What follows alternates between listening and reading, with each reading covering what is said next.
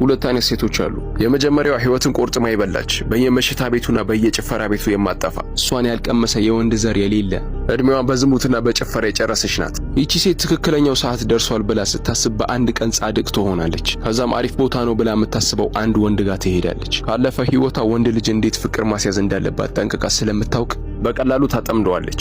ያለፈ ታሪኳን ስለማያውቅ ያገባታል።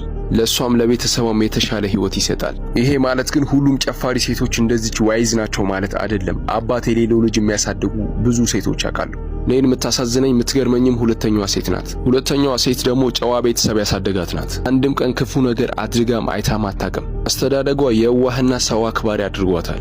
የሚገርመኝ እዚህ ጋር ነው። ይቺን ሴት የሚያገኘት አንድ የመንደር ወጠጤ ነው። ምኑንም ስለማታውቀው በዚህም በዛም ብሎ ፍቅር ያስይዛታል። ለዚያውም የጅል ፍቅር። አስወልዷት ይጠፋል። እድለኛ ከሆነች ያገባታል። ካገባትም በኋላ ግን የባሪያ ህይወት ነው የሚሰጣት። እዛ ነው ይሄ ዓለም ለልበ ንጹህና ለየዋሆች አይሆንም የሚባለው። እናም አንድ ነገር ተማሪ፣ እዚህ ዓለም ላይ ያለ የዋህነት ብልህነት ካልታከለበት ከሞኝነት የከፋ ነው። ለዛም ነው መጽሐፉ እንደ እርግብ የዋህ እንደ እባብ ደግሞ ብልጥ ሁኑ ያለው።